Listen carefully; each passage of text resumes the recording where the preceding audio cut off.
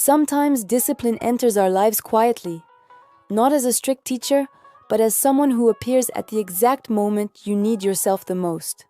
Sometimes discipline comes not as a rule, but as a meeting. Eva started running in the mornings just to feel alive again. She wasn't expecting miracles. She only wanted to stop postponing her own life. And one morning, she saw him, Artem. He ran with this calm, steady rhythm, as if listening to music only he could hear. Every day, same time, every day, the same confident motion. It wasn't about speed or showing off. It was a private conversation between him and the pavement. Eva watched from a distance, her own steps feeling clumsy and hesitant. He was a constant, a quiet landmark in her chaotic inner world. She didn't know his name, but his presence became a silent question. What if I could be that steady too?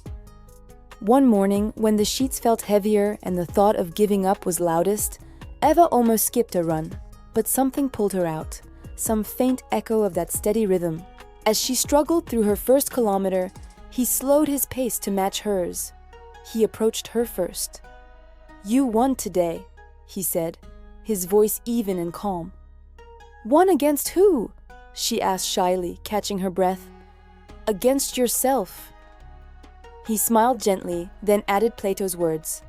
"The first and greatest victory is to conquer yourself." Suddenly, those ancient words, spoken by this stranger, felt warmer and more personal than she ever imagined discipline could be. It wasn't a command from a textbook. It was a shared understanding on a quiet morning path.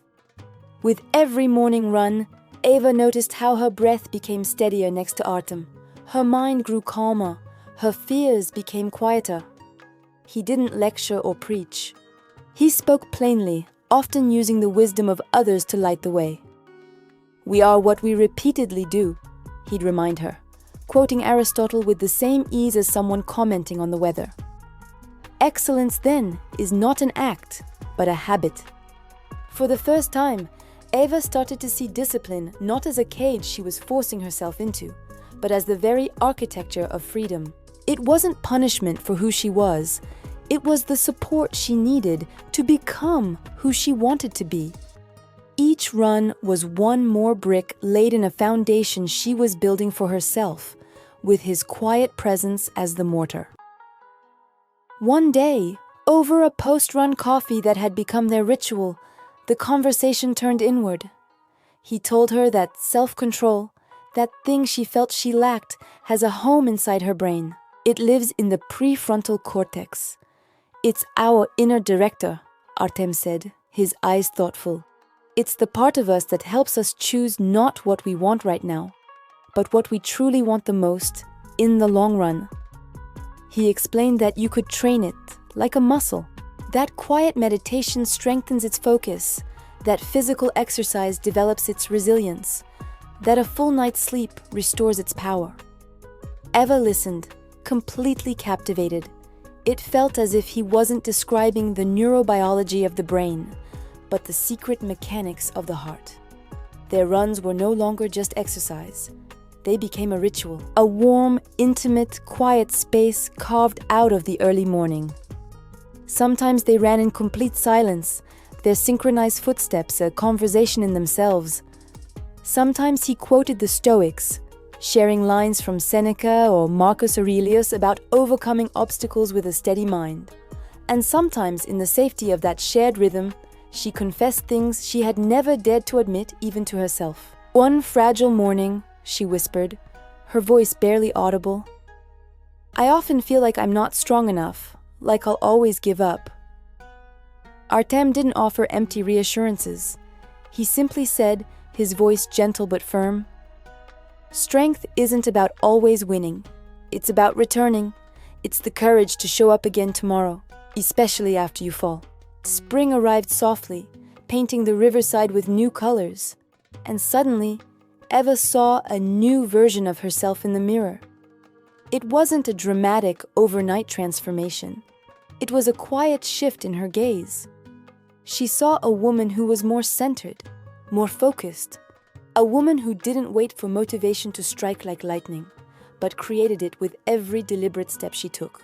She realized that the discipline Artem had shown her had become her own inner foundation, not harsh and rigid, but warm, feminine, and grounding. It was the strength to choose her own path. On a quiet morning on the bridge, with the city still asleep, she finally said it. "You changed how I see discipline. It's no longer about obligation, it's about caring for myself."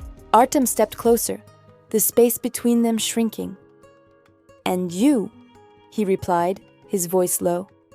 "You changed how I see waiting. Sometimes the heart needs discipline too, to wait for the right person." In that moment, suspended on the bridge between the dark water and the waking sky, Eva understood something profound. Discipline isn't rigidity. It's not a set of unbreakable rules. It is the quiet power of choosing, day after day. It's in every step you take on a cold morning. It's in every yes to your long-term goals and every gentle no to your momentary fears. And love, she now realized, demands its own kind of discipline. It's the discipline to show up even when it's hard. The discipline to be honest, to listen, to build something real instead of just waiting for it to appear. True discipline, she saw, is not about controlling life. It's about participating in it, fully and bravely. It is a form of love. Eva and Artem kept running every morning. Their path didn't change, but everything felt different. Now, Eva knew that every step forward was a quiet victory. Not over an opponent, but over her past self, over the woman who believed she wasn't strong enough. The rhythm of her feet on the ground was a promise she was keeping to herself. And if the heart is a muscle too, then she knew with a deep, quiet certainty that next to the right person, it only grows stronger. Become yourself, one step at a time. Thanks for watching. If this story resonated with you, subscribe to Mental Code for more journeys into the heart and mind.